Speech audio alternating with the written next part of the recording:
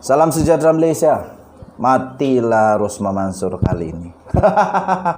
Bukan matilah. Bukan. Kamu ni pandai-pandai aja. Habislah Rosmah Mansur kali ini. Habislah dia kali ini. Apa tak habisnya?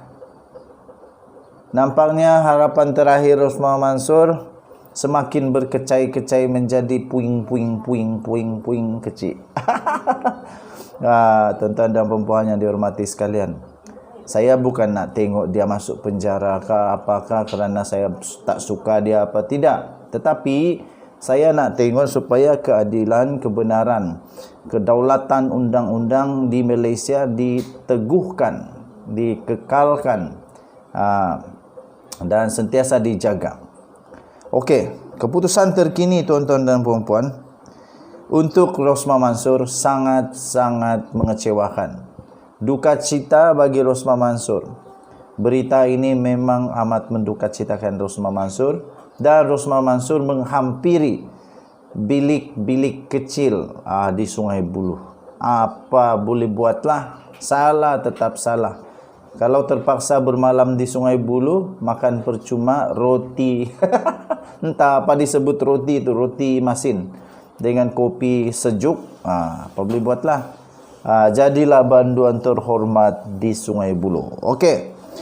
Daripada satu berita yang telah dipercayai secara turun-temurun daripada dhmarket.com, satu portal berita international, dibaca lebih daripada 50 buah negara. Jadi ini bukan fitnah ya. Jangan kata fitnah pula. Kalau fitnah kamu saman ni syarikat ni. dhmarkets.com. Akhirnya keputusan diumumkan tiada kes boleh dipertikaikan dalam permohonan semakan kehakiman Rosmah. Jadi maksudnya kes itu memang betul-betul. Betul lah tu. Okey, kamu bagi komen. AGC berkata tiada kes yang boleh dipertikaikan dalam permohonan semakan kehakiman Rosmah Mansur. Saya bacakan berita penuhnya. Tiada kes yang boleh dipertikaikan. Habis. Memanglah apa mau dipertikaikan lagi. Remeh dan menyusahkan. Aduh. Sudahlah, remeh, menyusahkan lagi. Jabatan Peguam Negara atau AGC berhujah dalam bantahannya terhadap usaha Datin Seri Rosmah Mansur untuk mencabar pelantikan Datuk Seri Gopal Sri Ram sebagai timbalan awam kanan, sebagai timbalan pendakwa awam kanan. Pendakwa dalam perbicaraan rasuah projek hybrid solar yang bernilai 1.26 bilion ringgit Malaysia yang merupakan percubaan untuk membatalkan perbicaraan beliau yang telah selesai. Dalam dokumen mahkamah yang dilihat oleh dhmarkets.com, AGC, responden pertama dalam perkara itu memfailkan bantahan awal atau PO pada Rabu 6 Julai yang lalu terhadap permohonan Rosmah Mansur untuk mendapatkan kebenaran. Permohonan untuk mendapatkan kebenaran ini mesti ditolak serta-merta kerana tiada kes yang boleh dipertikaikan, dan permohonan ini tidak lain hanyalah remeh dan menyusahkan. Kes sia-sia yang tidak memerlukan penyiasatan lanjut secara penuh antara pihak. Kata Peguam Kanan Persekutuan iaitu Samsul Bul Hasan. Okey. Dalam kes semakan kehakiman kebenaran perlu diberikan untuk memastikan permohonan itu tidak remeh atau menyalahgunakan proses mahkamah. Isteri bekas Perdana Menteri Datuk Seri Najib Tun Razak memfailkan permohonan itu pada 26 Jun yang lalu dengan menamakan Peguam Negara, Pendakwa Raya, Kerajaan Malaysia dan Sri Ram sebagai responden. Okey, dia memohon pengisytiharan bahawa percubaan solar hybrid solarnya adalah terbatal. Bukan percubaan lah, ini direct translate, inilah masalah. Bila dia translate daripada bahasa Inggeris kepada bahasa Malaysia, tunggang tegalang dia punya laporan. Okey. Trial ini maksudnya perbicaraan, tapi bila translate jadi percubaan. Waduh. Dia memohon pengisytiharan bahawa perbicaraan solar hybridnya adalah terbatal dan tidak sah. Pengisytiharan itu berdasarkan kesahihan surat pelantikan Sri Ram atau fiat. Okey, bagaimanapun dalam PO, Samsul menegaskan bahawa permohonan untuk semakan kehakiman dibuat di luar masa kerana ia sepatutnya dibuat dalam tempoh 3 bulan apabila alasan ketidakpuasatian mula timbul. Ya, betul. Dah lama panjang sudah tiba-tiba membuat begitu lagi.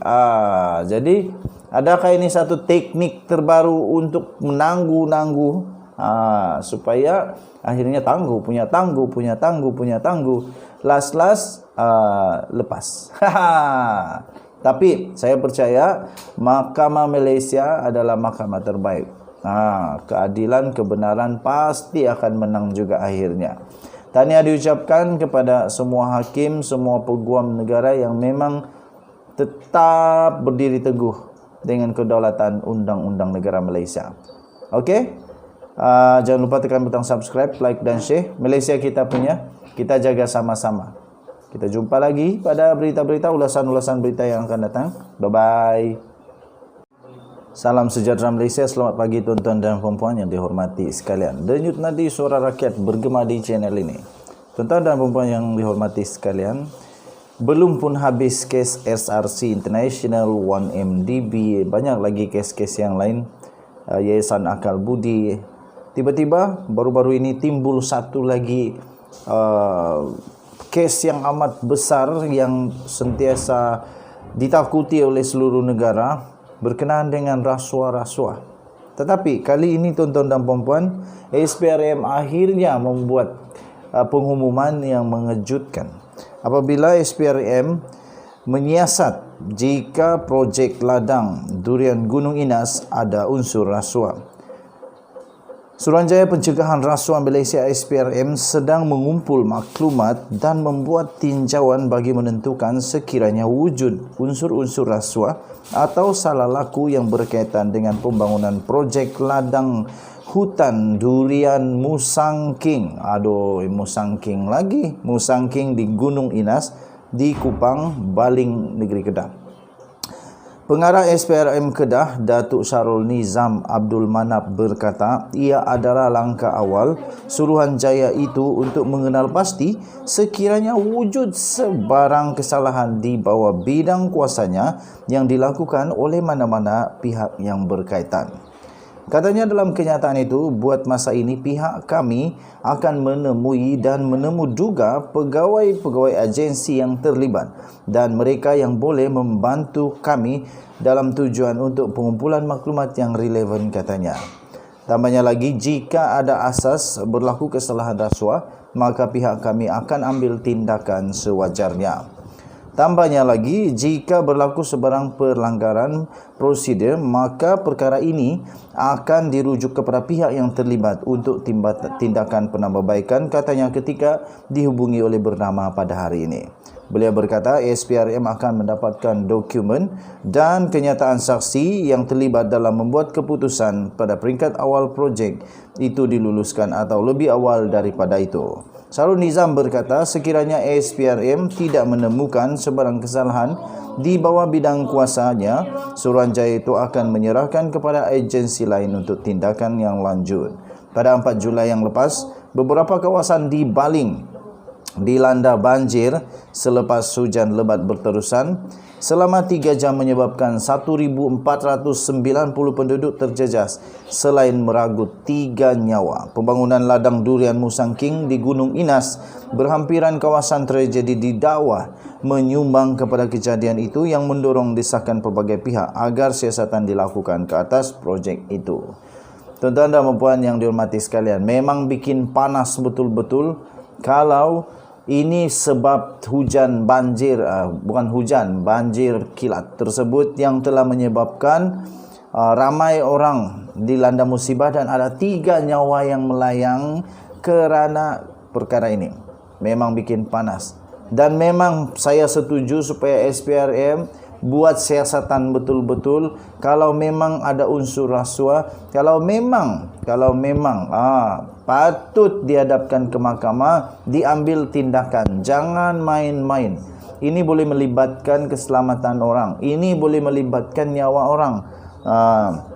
Sekarang didakwa pula ladang ataupun pegunungan ladang di Durian Musangking di Gunung Inas berhampiran kawasan tragedi itu didakwa menyumbang kepada kejadian itu yang telah mendorong desakan pelbagai pihak agar siasatan dilakukan ke atas projek terbabit. Siasat betul-betul, betulkah itu puncanya? Kalau betul itu puncanya, pastikan orang yang berkenaan dihadapkan ke mahkamah. Kesian orang yang dilanda musibah. Kalau tidak ada keadilan, kalau tidak ada kebenaran disingkapkan, itu memang menyebabkan keluarga pasti sakit hati yang berpanjangan. Okey, tuan-tuan dan puan-puan yang dihormati sekalian, Denyut Nadi Suara Rakyat bergema di channel ini. Kita jumpa lagi. Jangan lupa tekan butang subscribe, like dan share. Bye.